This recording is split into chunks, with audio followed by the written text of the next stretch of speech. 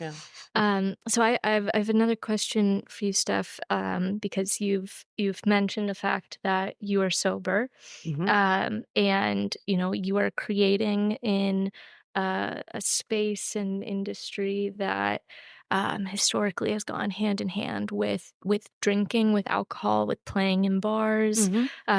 and oftentimes the musician kind of trope is someone who is also partaking in, alcohol and drugs as a part of the creative process, Hmm. especially when performing live. Yeah. So I'm just curious, what has that been like? Making that transition and sticking with it in a space where alcohol is so prevalent. I was sober for 5 years and then I relapsed over quarantine and then I found sobriety again, but totally repackaged.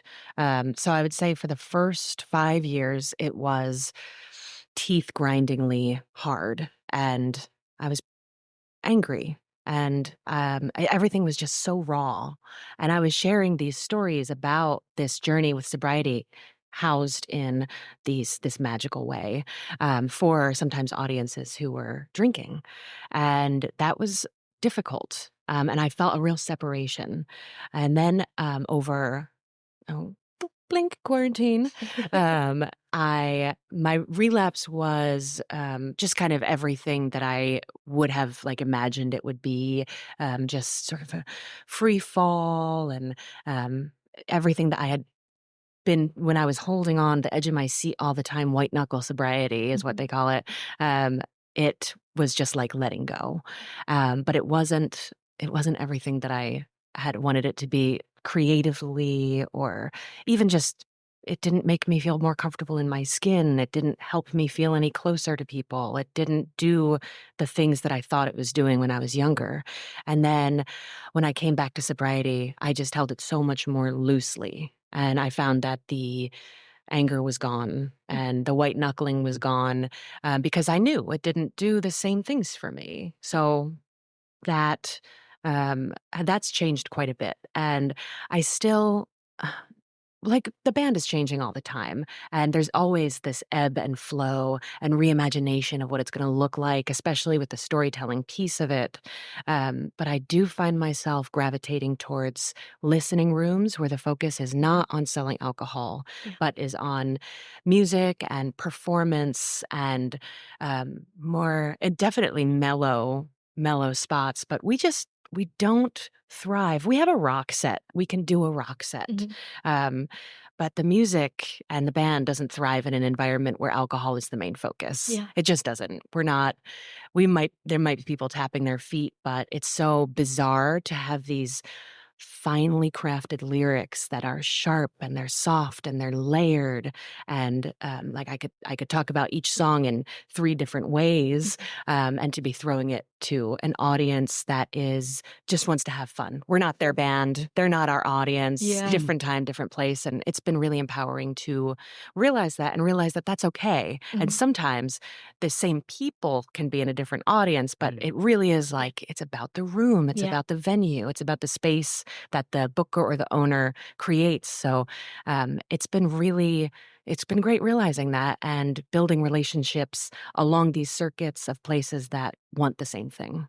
Again, being an artist who is really, focused on trying to communicate something to build a world and to share that world with your audience. I'm wondering after a show, do you usually stick around and have conversations with people who are there? Have you had any interactions with listeners after a performance that have really, moved you? She gets all the obsessives.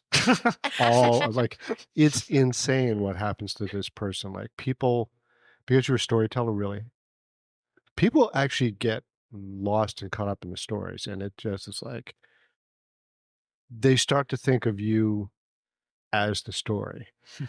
Yes. and they Yeah. they start to identify you as the character in the story and start reacting to you that way. It's like they don't realize you're telling the story. You're not necessarily are the story.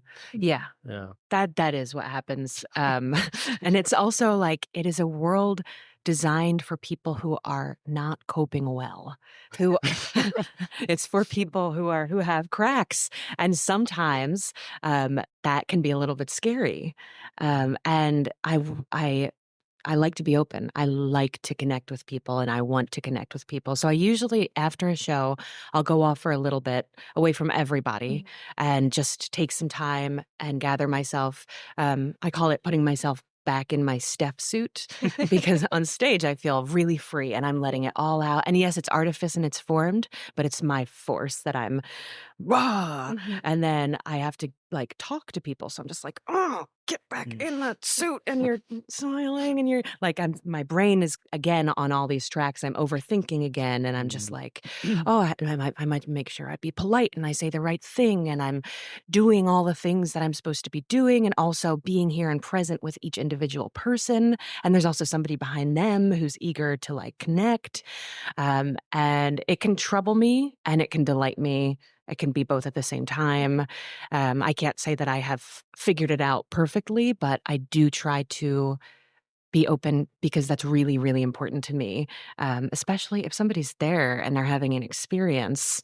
Um, I want to be there with them and get the download from that as well. That's really special and important. And then there is the occasional person that is just like such an amazing connection that I have to like tear myself away.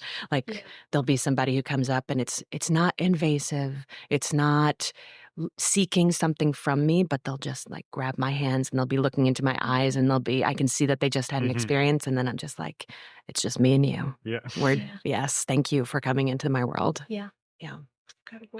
It's cool how you can just tell that. It's sometimes like, when that happens, it's so clear that someone gets it. Yeah. And then other times, don't. That's okay too.